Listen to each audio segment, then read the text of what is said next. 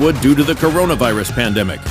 However, things seem to have picked up again, as evidenced by Holland's post, not to mention a video of him getting tested for COVID-19.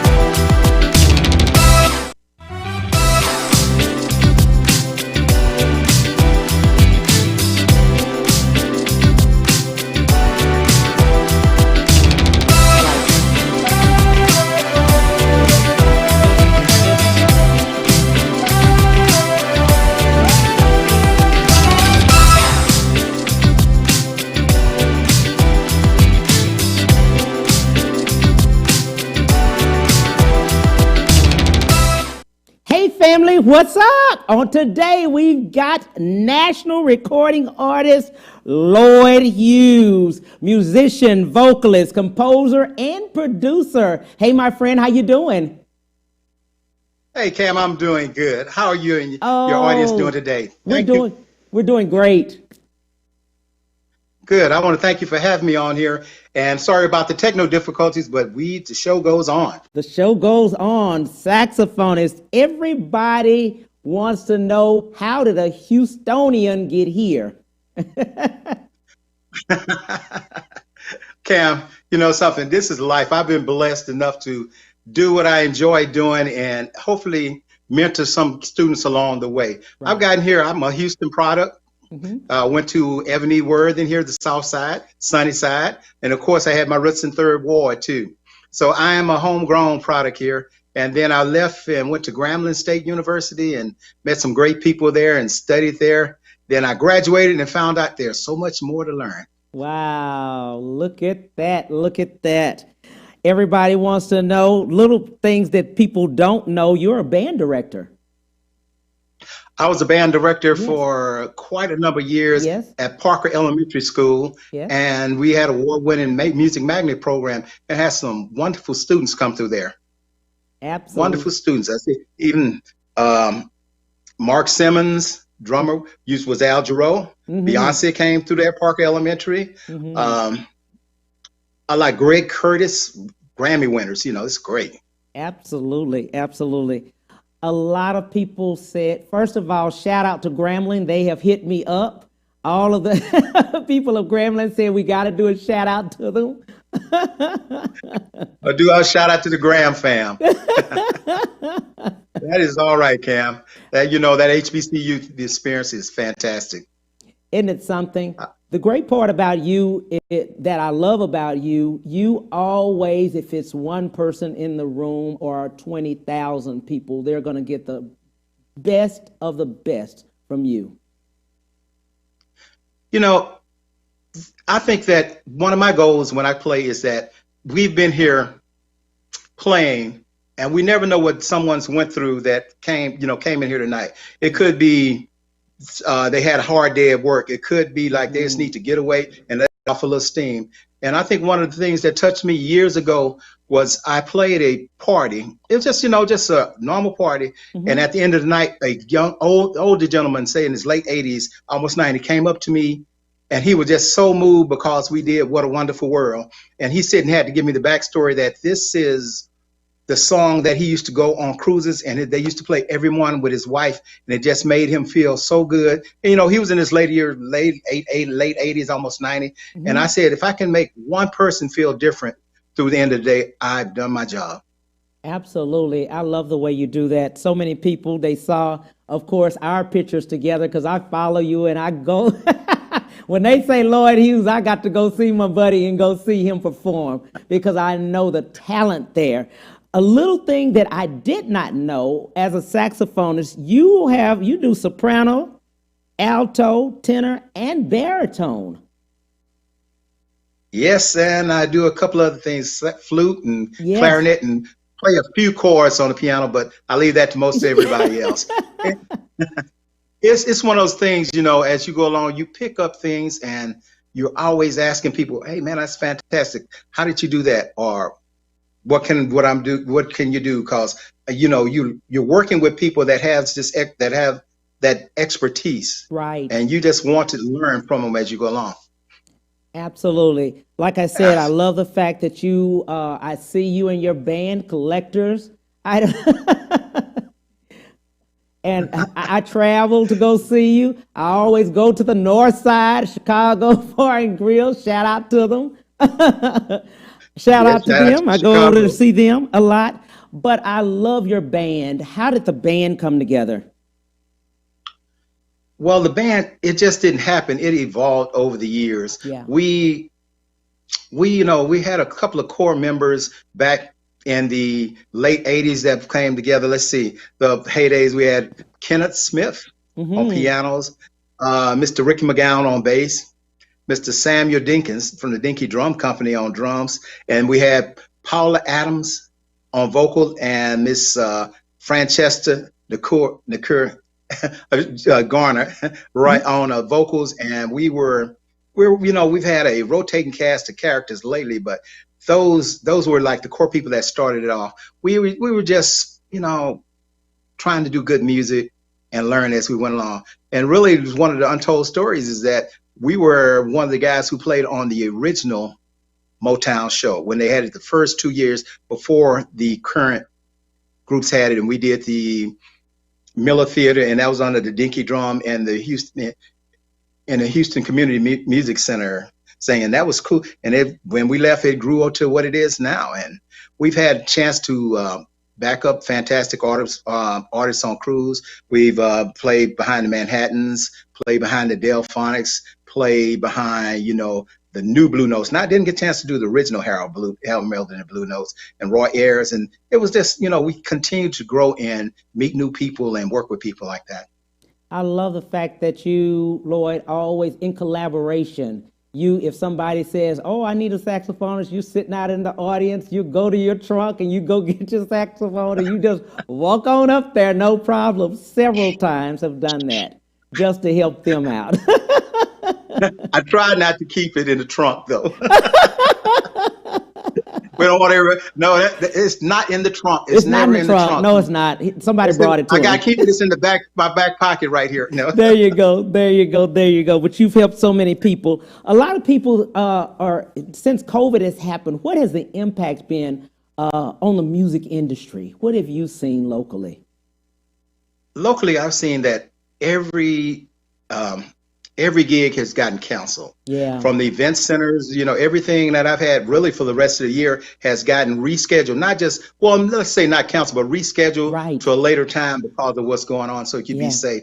It's just the fact of where we're living in. But we're trying to do something to make this, say a little better. We've done, I call it my COVID sessions, where I'm doing music and working with a lot of great people that are doing projects. A couple of your guests, Sam Brown. Yes. My brother Sam Brown, he has a fantastic project coming along, and he'll be having that out soon. It's a mixture of Charlie Wilson, Southern Soul, and dancing. I mean, I love that. You got some of the stuff from Andre Seville. Yeah. Andre Seville is working on the project, and I am going to get him to brand me just like he's branding the Cam Here show too. I heard you talking about, and that marketing, we sound great, but our online presence needs to be as fantastic as the, live show. Yes. And I've been working with, of course, the band Hard to Find. Yes. When you come see, and we'll do bees, wine, bars, sugars, and all the way around. And that's where I see you, and I'm like, man, that's my man Cam there. Absolutely. And also, we have in the fall, I have a good friend of mine. I'm fortunate to work with his project, Mr. Bobby Lyles. Yes. He has you can't wait for this to come out because he has a whole cast, every character's on there that everybody's a leader in their own right. Right. And it's like, and while I'm working on the project, I learned so much from producing in that I have to go back and rework mine because I'm working on my project along with a couple other gospel projects. Right. So, I have to go back and think about, say, hey, wait a minute. It can be that much better if we do this. Absolutely. I like that you work with all of these great people, and man, you're right. I follow you, so. Hey, Cam, I appreciate what you're doing because, your marketing, your brand is excellent. And I've seen you growing from one station to Yeah. this station to the TV program, Yeah. and we're getting the people to just to to follow you. And I mean, I think it's fantastic. What I, you know now, you look at 2020 and wish you would have known this years ago. yes, yes, yes, yes. You're sure right about that, my friend. I tell you, with COVID and things that are happening during COVID, I like the collaboration that you're doing. I love the fact that you are collaborating and you all are keep going. You keep going. Nothing is stopping you. You're still going. What would you tell people that are local trying to become mainstream? Because you're national. Your product is national. These people that are local always have asked me, Cam, ask each of them, how do they become mainstream? How do they get to that point?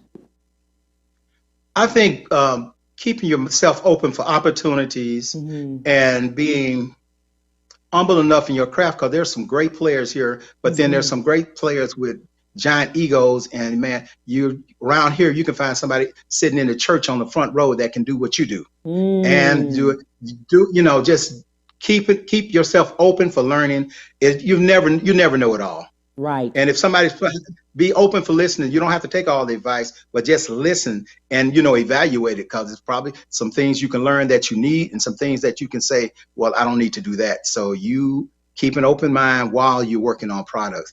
And hopefully they're doing something they like. And during this COVID time, it gives us time to say, well, I have a time to put in my craft and practice. I can learn to be better. Or let me make me a list of 5 things that I wanted to do that I didn't have time to do in my craft. Let me see what steps I can take to be better at that. Whether it's just getting there and working on your, the basics, the scales, or just saying, well, I'm going to listen to new people and ideas. And I encourage people when we do come back to performing to go out and support live people and go out and listen to people, even the musicians. I run into some musicians sometimes, I'm not going over there. This is not my kind of music or that. But if you keep your ears open, man, some of these cats that in a different genre stuff, they're doing stuff that you could use. Being in the business side of it, we know it's the music business. Many times I see so many are in music. They know the music, they know the music, they know the music. The unfortunate part is the business side. They don't understand that part and they lose out on a lot of their money, a lot of their funds. What suggestions would you give them on the business side? On the business side, I'll have to take a saying from my friend Al Campbell. He says, the music is the fun part. The other part, the dirty part, is the business part. Yes. You make sure that you cover yourself with your contracts. You cover yourself if you're a writer. Start your own publishing company. If you write something, before you go and write something, especially for somebody, sit down and talk to them and let's have a contract saying, I'm going to write this, but I'm going to retain my writer's right, or I'm going to share this with you or whatever, and not do it after. At this time, I have a young niece. She's fantastic on singing and playing and ideas. She's done a program. She's done the theme song for a group that's coming out, a movie called To Be Us, To Work. And it highlights how the Black experience going to work and stuff. And she did the theme song.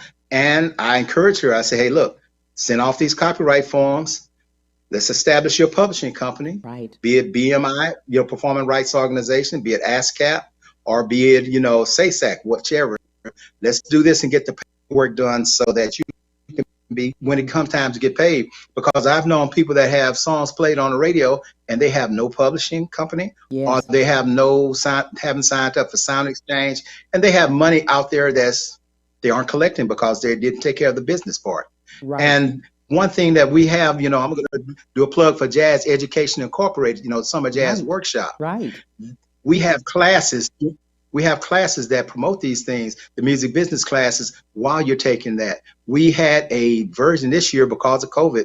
We didn't do the regular 5-week program with the instructors that have been there for years, Mr. Kelly Dean, Mr. Craig Green, Mr. Clifford Gordon, Mr. Al Campbell, myself, and the office. We did a short version, a 3-week online version. It was a different animal for us, but we made it work, and we had a core group of students that wanted to learn. They came out, and we had music business class, jazz improvisation class, scale class. We had all that going and arranging class.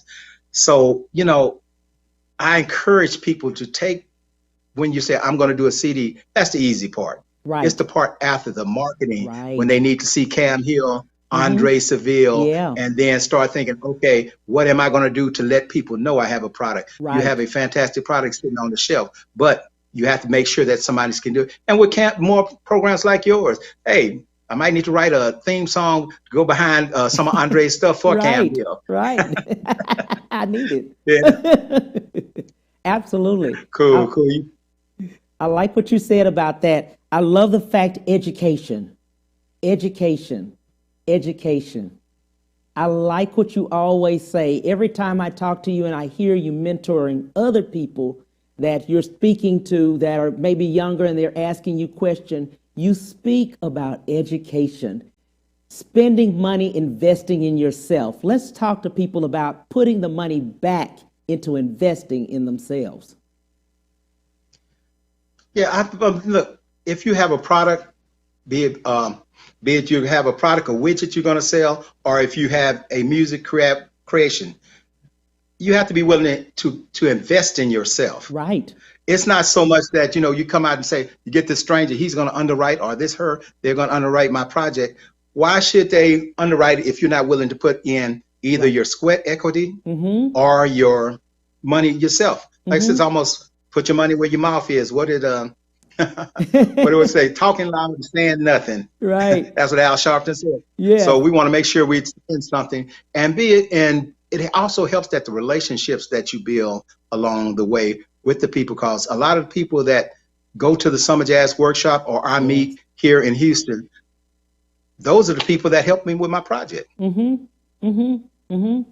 Absolutely. And sometimes we have a budget and sometimes we have lunch money, Yeah. but they are willing to sacrifice help. And that's why, hey, give back, because it comes back to you. It's that karma. That's it. And I'm glad you spoke on that. Not everything is monetary. But most people look at it like that. The first thing they say is, how much am I going to get paid? And if they don't get paid, they just miss that opportunity. Yes, and I'll tell you this, no matter what it pays, if you decide to play a gig for that amount, the small amount, or if you get a budget that's really great, right, what happens is you give your all. Once you decide and you commit to it, don't come in there and saying, well, I'm just going to do this and say, no. Right. If you commit to it, commit to it. If not, you don't have to do it. Right. I've talked to a lot of people and I've seen you on a lot of events, like nonprofit events, and and they've always called. The first thing, I have a friend of mine, shout out to Carla Coleman. She says, no, yes, I don't care who it is. I want Lloyd Hughes. She Carla is fantastic. I can't say anything but praise. Yeah, she fights on everyone. And what I mean by that is that I've seen you do a lot of nonprofit in your band, bring your band, knowing they have a certain budget they can, and you work with that budget. You work with them because of what you give. And so many people, thousands of people show up to the nonprofit that you then get more gigs because they see you. True. I believe, that, if I can, I'm not going to dispute anybody's prices. Right. And I believe that you can ask what your market can bear and what you can do for the people. Right. But people that have worked with me over the years, like Carla, and I've had a bunch of organizations from the Alpha Kappa Alphas, Delta Sigma Theta, they come to us yearly. Yes. So I know I am not changing my price with them because this is somebody who supports me over the years.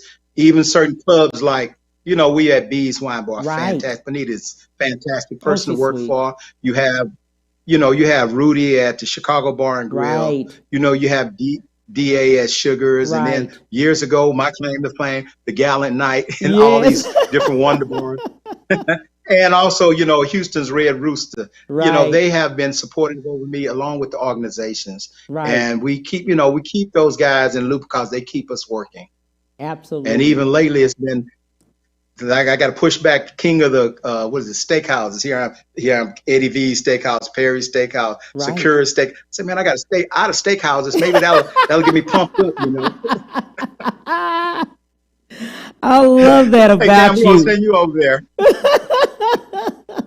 I love that about you. One thing you can do with Lloyd, I have seen that. Give him a call. I said, Lloyd, I need you on this Black Music 360 week. And he said, absolutely, Cam. Whatever day you just tell me, I'm there.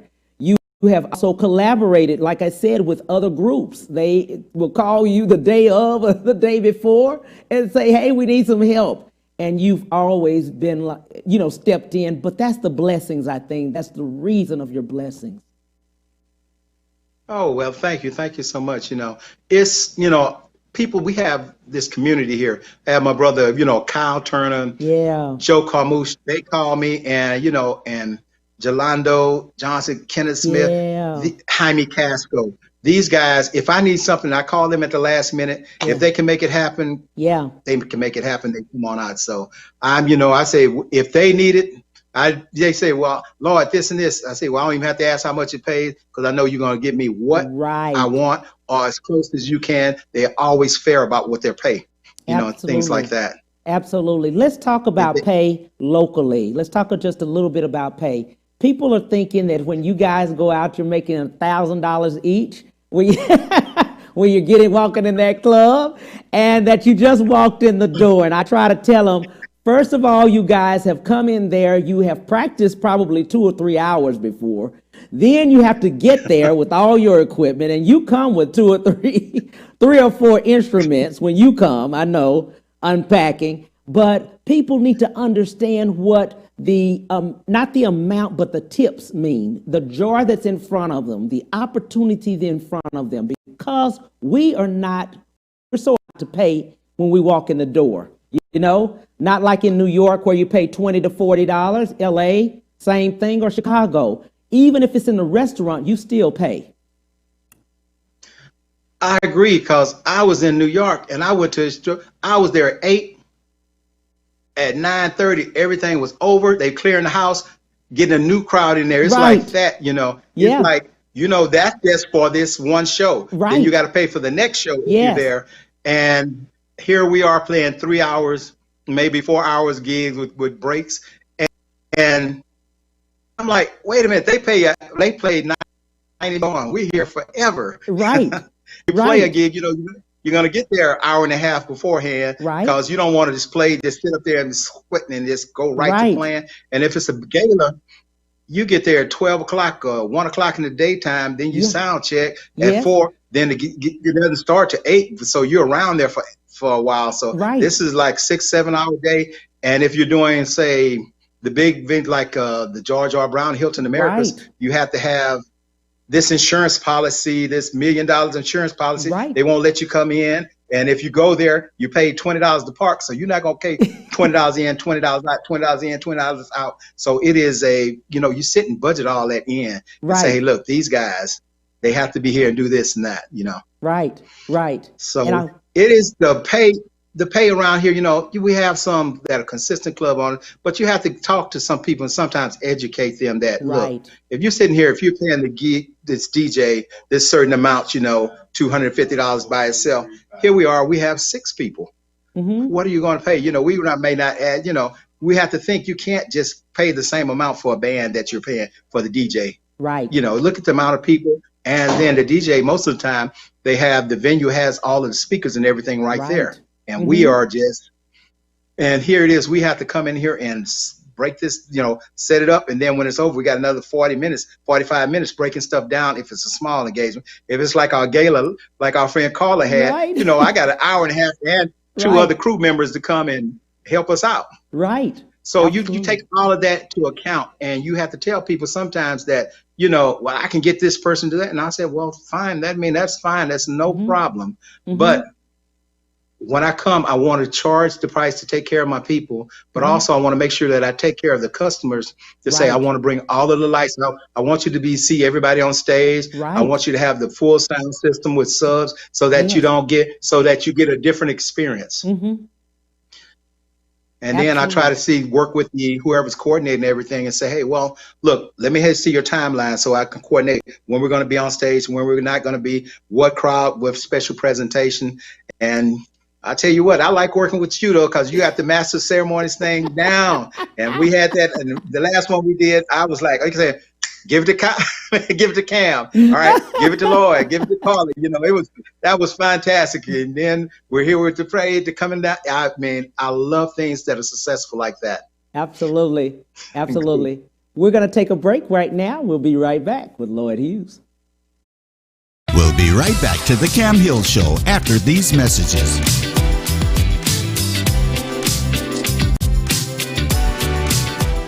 Houston's only Cadillac to your door dealer, Ron Carter Cadillac, delivers test drives to your home or office. For a limited time, get $16,000 off all in-stock Cadillac 2019 XT5 crossovers and $19,000 off all in-stock 2019 CT6 sedans. Or experience the first ever 2020 Cadillac XT6 Premium Luxury Collection, only $519 with $1 down for 39 months lease. Or purchase and receive 0.9% APR for 72 months with no payments until November. RonCarterCadillac.com.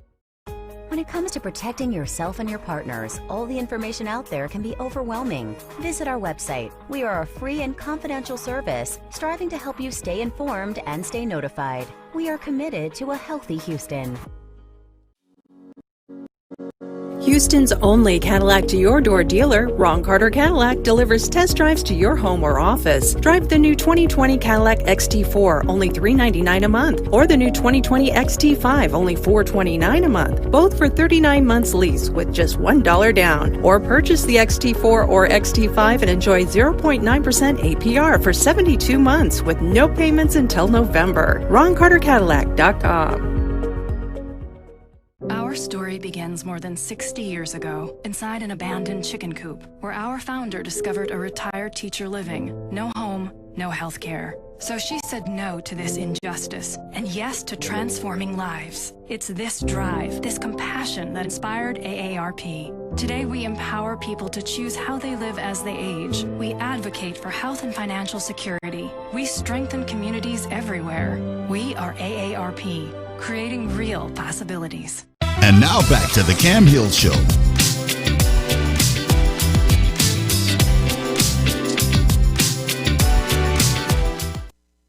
Hey, we're back with my friend Lloyd Hughes. Hey, my friend.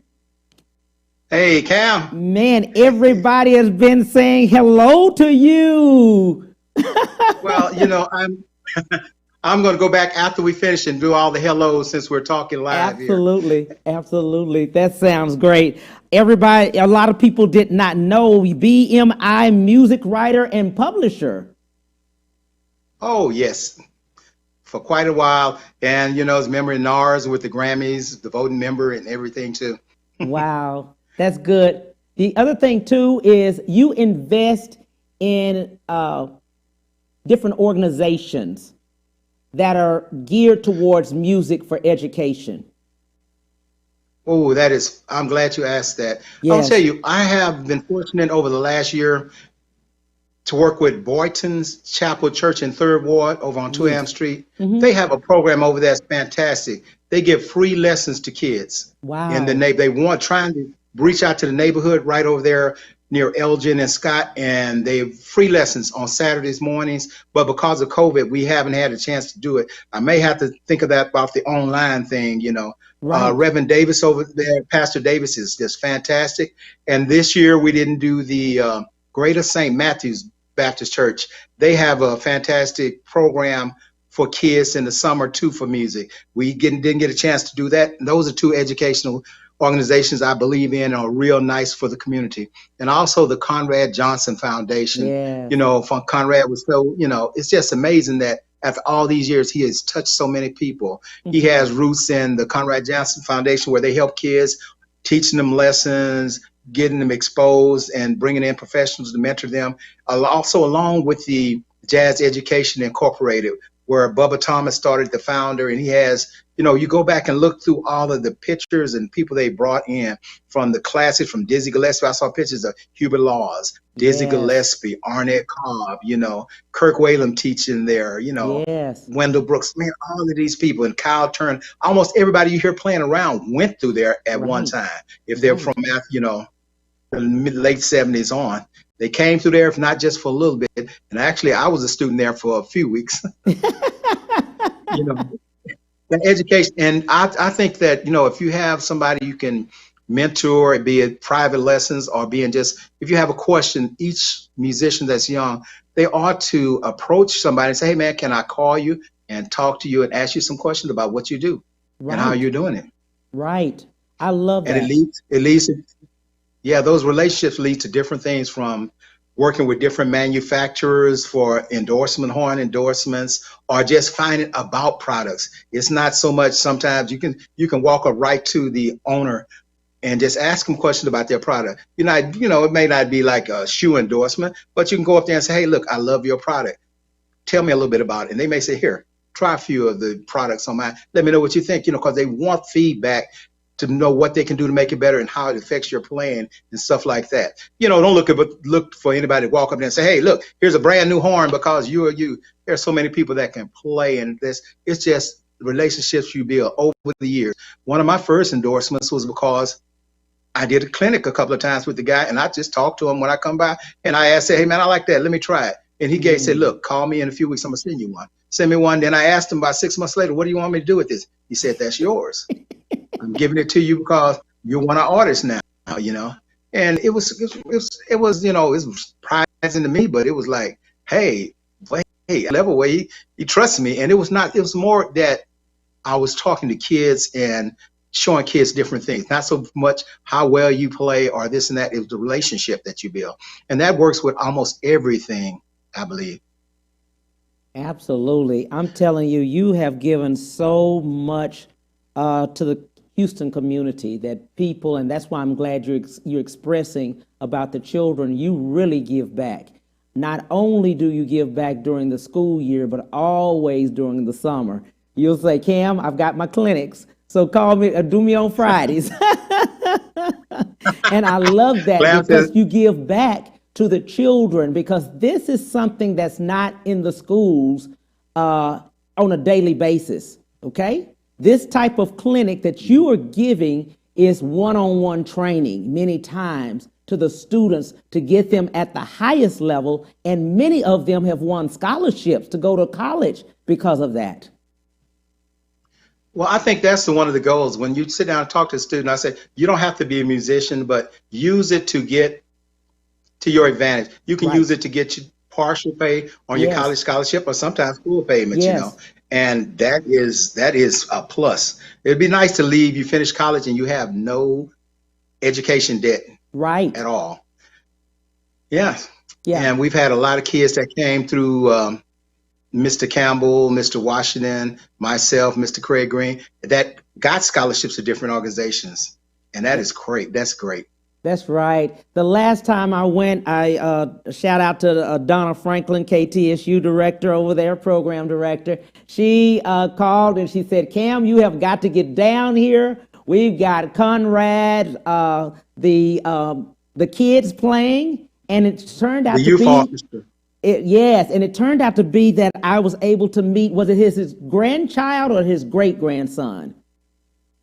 That's his great grandson. Yes. That's his great grandson. He was there. He started at Parker Elementary with us there. Yes. And he went on, and man, he's finished now. I think he's in New Orleans now. I am not. Sorry, let me quit. But he came through through all these programs. It's just fantastic. But to know that was his legacy, his great grandson, that we're there listening to. And if you closed your eyes, it sounded like he was a professional. Yes, I think he's on his way to the next step to doing what he wants with his instrument there. Absolutely. Yes. But I wanted to bring that up of how you all just, give that education. Oh, it all starts with the basic, because you're saying you're a jazz musician. It doesn't matter. It's still classical whatever, the basics are going and working on tone on your instrument, working on technique, scales, and it doesn't, and work taking slow and learning right, because if you learn it wrong, it's harder to unlearn than it is to just do it right the first time. And you have to sit here and just go through whatever it takes. And if you can use YouTube, but you're missing something if you don't have somebody to guide you along the way. You know, all of us have went to the University of YouTube sometime or another to find Exactly. out, okay, let me see how to change this all filter, or let me see, wait a minute, how do you do this on the computer? And I have been doing COVID. I have been on there so much saying, okay, let me see, I like the way this guy plays. Let me study a little bit of his things. You know, so we have to, you know, have somebody to guide us too, because what may seem like it is very hard to us, someone that's done it before, can say, hey, look, just think of it this way or that way, a different way. Instead of playing 8 notes, instead of saying 1 and 2 and 3 and 4, and a 2-year-old, a 3-year-old may get confused saying 1 and 2, and just say apple, apple, apple, apple, apple. Mm-hmm. And they can say that in verses saying 1 and 2 and 3 and 4 and. So you think of it and you have somebody to guide you and help you in those ways. What would you tell parents, as well as other people, their children have a vision or they have the vision? What would you tell them in a closing? What would you give to them? What would you let them know about music? If they have, even if their children are looking into it, or themselves, you know, they have the dream to go into music. If it's children, I'll tell them this, that children, don't tell them they can't do something. Yeah. You can tell them, you know, if you tell them I have a 7-year or 8-year-old playing the tuba, and then they say, why you have the kid on the tuba? He's not supposed to be able to do that. I'm saying, like, why? You don't tell him he can't do it. He can do it. You know, he may have some difficulties that you work around, or he may have a chair for him to sit in or things like that. I fully agree. If you don't tell them they can't do it, then you leave, you know, then you can do it, or you have a road to going that way. I would hate for a parent to come and say, my mom said that I can't play the drums. If you want to play the drums and you want to apply yourself, you can. And for as adults playing, I always say it's never too old. I mean, you're never too old to learn or want to try something. If you want to go and get a piano in your 60s and you want to just learn how to play Amazing Grace, you just do it for your enjoyment. And the more you enjoy it and repetition, do it, and you follow your teacher, you can do it. That sounds good. How do they get in touch with you as far as your information? How do we find you? Websites. Okay. Website, LLOYDHUGHES.org. That's that. And then I'm on Facebook at Lloyd Hughes. I really don't know. I am on Facebook and it's public, and LLOYDHUGHES.org, and on the website you can contact me. That would be fine. And Cam, I want to just say, while I'm working here, I also want to give out, you know, right now during my COVID sessions right now, yeah, I've got to, you know, say I want to give a plug to, you know, my niece Destiny Cannon for working for the productions, To Be Us Productions, her song, Sam Brown for working on his songs, Andre Seville, you know, he's working on his song, and, you know, and also the Collaboration of Praise, a gospel group I'm working with out of Warden, Texas. And my projects that I'm working with, I'm trying to finish too. My Christmas song, that Christmas CD that started a year ago, that I'm going to have to, instead of saying this Christmas, it's going to have to be next Christmas. Right. And also my smooth jazz one, and let you know that, hey, my friend Bobby Lyle, his project, you know, Ivory Flow, it is fantastic, man. He has like I say, an all-star cast of people on there, from Najee to Kirk Wadham to local Kerry Wilkins, Kyle Turner, you know, man, a lot of people on there, John Calderon, and, you know, Rick Brom, all these people. And I'm like, wow, here I'm here sitting here, and this is Norman Brown. You know, I said, I listen to these people with Miles Davis. I listen to these people with Michael Henderson and all that, and I get a chance to work with them. That's fine. I mean, that's good. And I'm going to put in a plug with him when I finish talking to him, because we're actually working on a project. That's why I'm not at my place. I'm over here at his studio getting ready to putting finished touches on things. And I'm over, hey, Cam, we're going to get on there for that. Let you know his interview on for you. Okay. Sounds good. That is Lloyd Hughes. I appreciate you, buddy. Thank you so much. It's been fun. Thank you so much, Cam. Yeah, Always. Man, it's my pleasure. And thank all the people for supporting us. And I'll be supporting you in any way I can. Sounds good. Appreciate you. We will, at this end, thank you so much to Lloyd Hughes, musician, vocalist, composer, and producer. So all this week, we had Black Music Month. That is it on Black Music Month. Next week, we will have Women Who Win. And right now, we are showing one of those women, Chandra Corelli. Let's look at this.